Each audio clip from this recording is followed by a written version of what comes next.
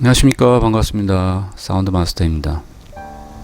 자, 오늘은 지난 시간에 이어서 빈티지 오디오, 그 중에서 마란츠 15의 오버홀 관련해서 이어서 설명드리도록 하겠습니다. 보통 오버홀이라고 하면 노후된 부품 교체를 통해서 성능을 이제 향상시키는 걸 말하는데요. 자, 우리가 이제 앰프의 주요 부품에는 뭐 TR, 저항, 뭐 콘덴서, 릴레이 등이 있는데, 사실 이거를 다 교체해서 신품으로 교체하기는 쉽지 않은 일이죠, 그죠? 그래서 그 중에서 이제 우리가 쉽게 할 수 있는 이제 콘덴서 쪽을 이제 많이들 작업하시는 거를 이제 보통 리캡이라고 얘기하는데요. 자, 오디오의 음질에 영향을 주는 건 어떤 게 있을까요? 네, 제 주관적인 느낌, 어떤 경험치이지만 일단 가장 크게 영향을 주는 건 TR이라고 생각을 하고요. 그 다음에 콘덴서, 그 다음에 내부 케이블, 그 다음에 저항, 뭐 이런 순으로 볼 수가 있습니다. 자, 콘덴서가 음색에 많은 영향을 주는데요. 콘덴서가 우리가 이제 사람을 치면 뭐 옷을 갈아입는다는 그런 수준이라고 하면, 이 TR은 몸 자체가 변하는 그런 수준의 영향을 주는데요. 어떤 음의 구성, 음의 어떤 뼈대가 바뀐다고 해야 되나요? 음이 완전히 바뀌어 버립니다. 그래서 이제 TR에 문제가 있거나 뭐 교체할 필요가 있을 때 대치품, 요즘 나온 TR로 많이 교체를 하시는데요. 대치품을 쓰면 소리가 완전히 달라집니다. 요즘 앰프 소리가 나는데요. 그래서 가급적이면 이베이 같은데 오리지널 제품을 구할 수 있으니까 오리지널 제품을 구매해서 쓰시는 게 좋고요. 그 다음으로 이제 영향을 주는 콘덴서는 요즘 나오는 것들 중에서 좋은 거를 선택해서 쓰시면 될 것 같습니다. 그 다음 내부 케이블도 바꿔봤는데요. 내부 케이블도 영향을 많이 주고요. 그 다음에 저항은 사실 큰 영향이 없습니다. 뭐 어떤 브랜드를 사용하더라도 뭐 국산을 써도 크게 차이가 없는 것 같습니다. 네, 사실 콘덴서를 교체하는 작업은 그렇게 어렵지 않습니다. 뭐 납땜하는 건 뭐 사실 그렇게 어렵지 않잖아요, 그죠? 오래된 부품을 빼고 똑같은 용량의 콘덴서를 집어넣고 납땜하는 건 뭐 사실 그렇게 어렵진 않은데요. 그렇다도 좀 이제 기본적인 내용, 지식은 좀 알고 하셔야 되니까, 제가 오늘 말씀드린 내용이 조금 도움이 됐으면 좋겠습니다. 근데 뭐 전혀 나는 납땜도 못하고, 이런 거에 대해 전혀 지식이 없다 그러면 또 뭐 전문점에 맡겨서 하는 게 편할 수도 있으니까요. 그거는 뭐 선택하시기 나름이고요. 자, 이런 걸 통해서 좀 재미를 느껴보겠다, 이런 거를 내가 좀 한번 해보겠다고 하시면, 네, 도움이 될 듯 합니다. 자, 그러면 자가 정비로 하겠다고 하면 실제 부품이 어떻게 구성되어있는지를 봐야 되는데요. 이거는 지금 보시는 화면은 이제 마란츠 리시버의 튜너 쪽 기판 화면인데요. 여기 이제 동그란 것들이 대부분 이제 콘덴서죠. 콘덴서인데,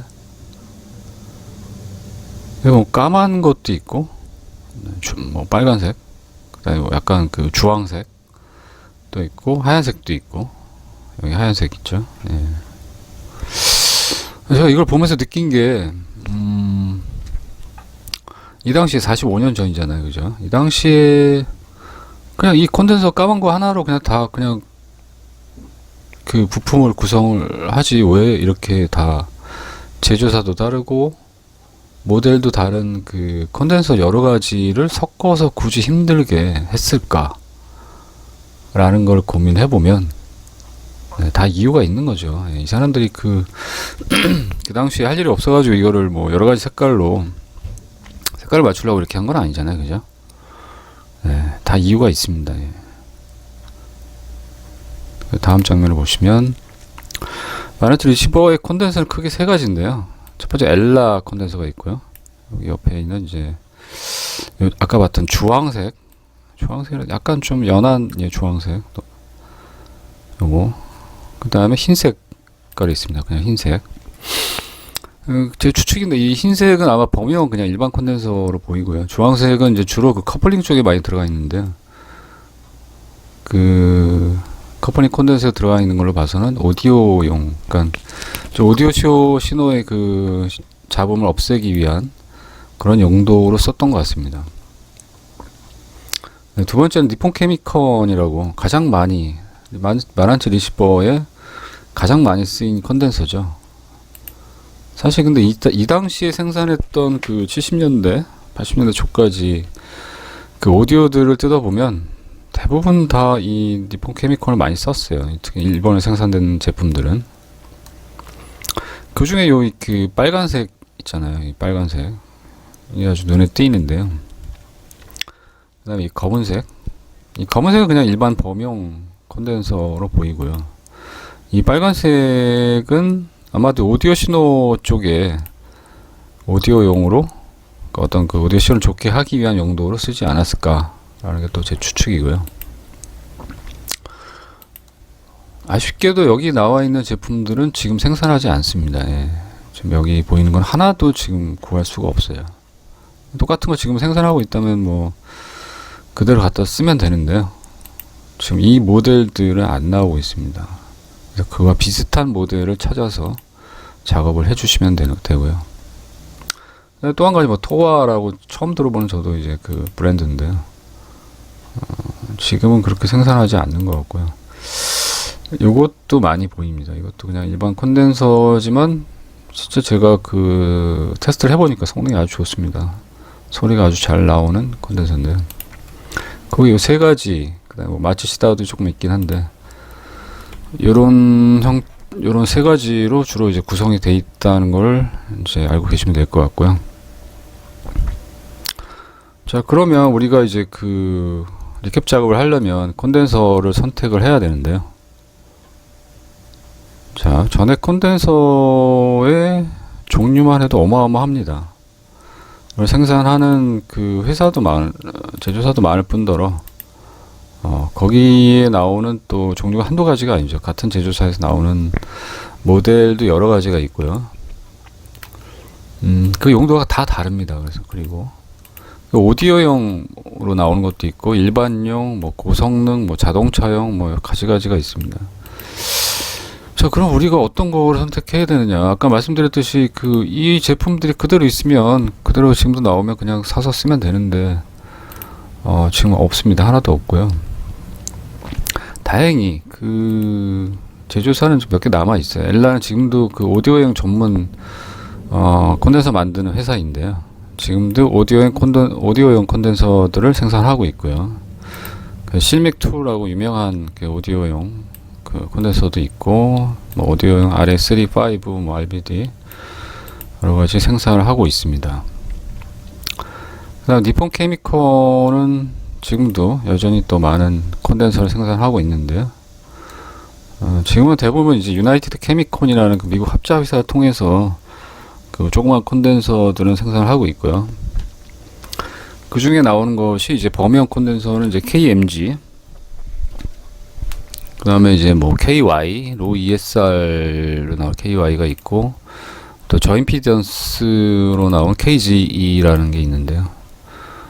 저는 이제 요걸 많이 써봤습니다. 요걸 많이 써봤고, 그 다음에 니치콘이라는 회사가 있습니다.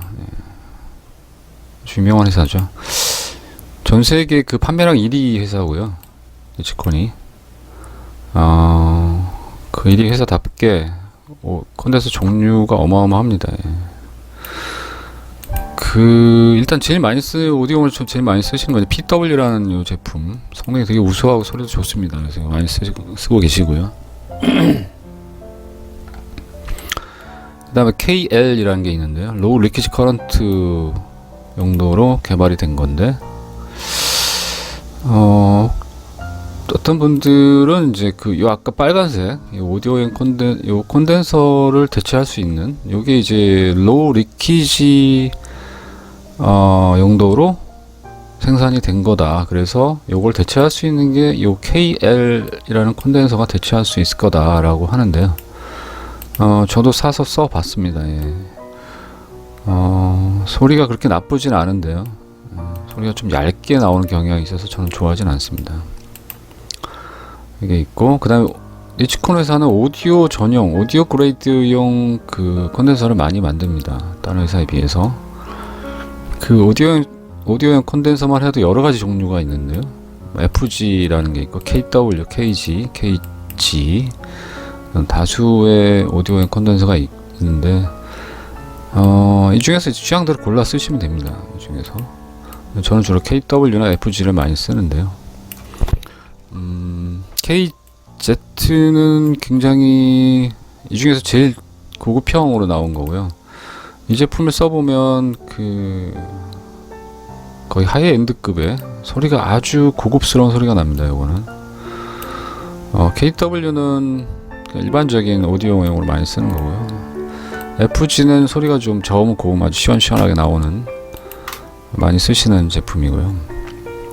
그 다음에 KG는 이것도 아주 성능이 우수한 제품인데 대용량으로만 나옵니다. 대용량.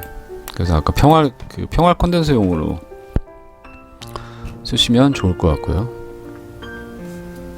그 다음에 파나소닉도 많이 나오죠. 컨덴서가 FC FR이라는 제품이 있고요. 이 제품은 정말 무난하게 소리가 나옵니다. 무난한 소리. 오디오용은 아니지만 상당히 좋은 소리가 나옵니다.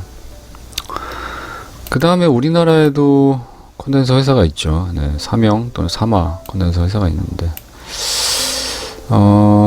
예, 많은 분들이 국산 컨덴서 좋다고 하시고, 저도 뭐 써봤는데, 나쁘지는 않습니다. 상당히 훌륭한데요. 문제는 약간 해상력이 떨어지고, 진짜 써보니까, 소리가 뭉치는 경향이 있습니다. 소리가 뭉쳐서 나오는데, 그러다 보니까 약간 해상력이 떨어지는 것 같은 느낌이 드는 그런 경향이 좀 있습니다. 자, 그 다음에 전액 컨덴서를 이제 리캡을 하시려면 뭐 기본적인 내용은 알아야겠죠. 일단은 그 첫 번째로 부딪히는 게 이제 그 컨덴서 선택, 그중에 이제 용량은 당연히 이제 오리지널과 동일하게 하는 게 가장 좋은데요. 컨덴서 용량에 이제 허용 전압이 있고 이제 그 컨덴서 용량이 있는데요. 허용 전압은 같거나 좀 큰 걸로, 기왕이면 같은 게 낫고요. 없으면 그거보다 약간 큰 걸로 구매를 하시면 될 것 같습니다. 용량을 너무 큰 걸로 하면 덩치가 커지니까 가격도 비싸지거든요. 굳이 큰 걸로 하실 필요 없고요. 비슷한 걸로 하시면 됩니다. 근데 컨덴서 용량은 이제 파렛이라는 용어를 쓰는데요. 미리 파렛, 뭐 마이크로 파렛, 나노, 피코 파렛 뭐 이렇게 되어 있습니다. 그래서 뭐 미리 파렛이 이제 1000 마이크로 파렛이고요. 뭐 다들 아시는 거겠지만 1 마이크로는 이제 1000 나노 파렛, 1 나노 파렛은 1000 피코 파렛이죠. 피코가 제일 적은 거고요. 보통 이제 마이크로 단위로 많이 쓰시는데요. 이렇게 계산을 하시면 될 것 같고요. 그 다음에 이제 부품 선정이 또 중요하죠. 아까 말씀드렸듯이 여러 가지 그 모델이 있으니까 도대체 어떤 걸 써야 될지. 그래서 물론 오리지널하고 가장 비슷한 걸 쓰는 게 좋은데요. 아까 말씀드렸듯이 이제 그 오디오는 일반 컨덴서하고 오디오 컨덴서가 요즘엔 다 구분해서 나옵니다. 그래서 아까 말씀드렸던 이제 오디오 신호가 지나가는 패스의 회로는 오디오 전용 컨덴서를 쓰시는 게 좋습니다. 그러니까 그 말한지를 예를 들면 기존에 그 붉은색으로 들어가 있는 컨덴서는 가급적 오디오 그레이드로 작업을 하시면 될 것 같습니다. 자, 그 다음에 또 뭐가 있을까요? 극성. 네, 컨덴서는 극성을 갖고 전에 컨덴서는 극성을 갖고 있습니다. 그래서 반드시 그 회로 기판에 프린팅된 거를 보시고 작업을 하시는데요. 가끔 이게 워낙 오래된 거다 보니까 그 당시 잘못 프린트된 게 있어요. 뭐 마이너스인데 플러스로 돼 있고 플러스인데 마이너스로 돼 있고. 너무 믿지 마시고 매뉴얼에 있는 회로도 서비스 매뉴얼에 있는 회로도를 참고해서 작업을 하시면 좋을 것 같습니다. 커플링은 그 무곡성이기 때문에 지금 그 기판에도 보시면 플러스 마이너스가 없습니다. 무곡성이기 때문에 무곡성을 쓰셔도 되고요. 전에 콘덴서 쓰셔도 됩니다. 예. 상관이 없습니다. 또는 그 필름 콘덴서를 쓰시는 분도 있는데 필름 콘덴서는 극성이 없죠. 그래서 여기 커플링에 주로 많이 쓰시더라고요. 소리가 좋아진다고 하는데 저도 써봤는데요. 상당히 그 고급스러운 소리가 나오고 해상력도 굉장히 좋아집니다. 근데 저는 가급적 오리지널을 존중하기 때문에 저는 전액 콘덴서로 작업을 하고 있습니다. 그 다음에 이제 납땜 뭐 그냥 뭐 하면 되는데요. 문제는 이게 워낙 오래된 그 기기잖아요. 그 납땜을 해서 인도기를 지지다 보면은 그 위에 붙어 있는 동판, 그 구리로 된 동판 그 회로가 떨어져 나가는 경우가 많이 있습니다. 그래서 짧게 작업을 하시고 반드시 납 흡입기로 기존의 납을 깨끗하게 제거한 다음에 작업을 하셔야 동판이 떨어져 나가는 일이 없을 겁니다. 이게 떨어지면 골치 아프죠. 그거를 잘 또 그 와이어로 이어줘야 되기 때문에 쉽지 않습니다. 그 외에 이제 준비물은 뭐 제일 중요한 건 서비스 매뉴얼이 있어야 됩니다. 이 매뉴얼 꼭 보시고 회로도 참고하시고 구글에서 다운받을 수 있습니다. 다운받을 수 있고 거기에 또 굉장히 40년 된 뭐 오래된 문서임에도 불구하고 굉장히 설명이 잘 돼 있고요. 내용이 세세하게 정리가 잘 돼 있습니다. 네, 그 외에 이제 뭐 당연히 인두기가 있어야 되고요. 그다음에 납, 뭐 흡입기 당연히 있어야 되죠. 그다음에 멀티 테스터기 반드시 있어야 되죠. 네. 멀티 테스터기는 그 콘덴서 작업을 해야 되기 때문에 콘덴서 용량을 측정할 수 있는 테스터가 있습니다. 예. 그 콘덴서 모양으로 이렇게 그려져 있는 콘덴서 용량 정전 용량이라고 하는데요. 그거를 측정할 수 있는 테스터기를 준비를 하시면 되고요. 그 외에도 뭐 랩핑기, 조정봉 이런 것들이 또 없어도 되지만 예, 먼저 테스터기는 일반적인 테스터기죠. 네. 저항 측정한 거 외에 이렇게 콘덴서 표시가 들어있는 거, 이게 이제 콘덴서 용량을 측정할 수 있는데요. 이런 거를 준비하시면 될 것 같고요. 근데 이제 이런 테스터기에 있는 콘덴서 용량 측정하는 거는 좀 간이용이기 때문에 피코 단위의 작은 용량을 측정하기엔 좀 무리가 있어 가지고요. 작은 단위는 잘 측정이 안 됩니다. 좀 이제 큰 용량도 잘 측정이 안 되고요. 그래서 이제 요거 말고 이제 요런 요즘에 나오는 멀티 테스터기는 여기에다가 콘덴서를 꽂아 가지고 부품을 바로 꽂아가 테스트를 할 수 있는데요.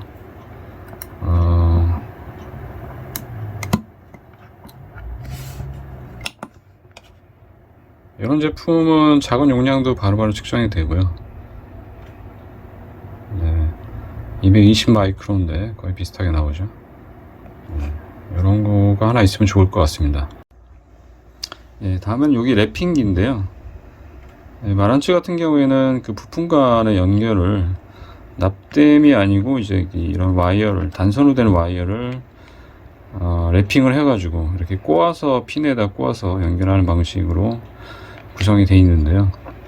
간혹 작업하시다가 이제 선이 끊어지거나 풀리는 경우가 있어가지고 그런 경우에 이 랩핑기에 이 선을 꽂아가지고 이렇게 이제 비비 돌려서 꼬아서 연결하는 방식으로 다시 연결해 주시면 됩니다. 그래서 이 뒤쪽에는 보시면 또 이제 그 기존의 선을 제거할 때 이제 풀르는 역할을 하는 툴이 있고요. 앞쪽에는 이제 꼬아서 연결해주는 툴이 있습니다. 그 다음에 요건 튜너 쪽에, 바리콘 쪽에 이제 코일을 조정할 때 쓰는 조정봉이라고 하는 건데요. 앞에가 육각형으로 돼 있어, 플라스틱으로 되어서 튜너 조정할 때 쓰는 어떤 툴이라고 보시면 될 것 같습니다. 자, 이상으로 오늘 영상 마치겠고요. 다음 편에는 그 실제 오버홀을 어떤 부분을까지 진행할 것인지 그런 방향에 대해서 알아보고요. 그 다음에 그 콘덴서 교체 외에 또 음질을 개선할 수 있는 여지들이 많이 있는데요. 어떤 부분을 개선하면 그 음질이 개선되는지 추가적으로 알아보도록 하겠습니다. 예, 시청해주셔서 감사합니다. 구독과 좋아요 부탁드리겠습니다. 감사합니다.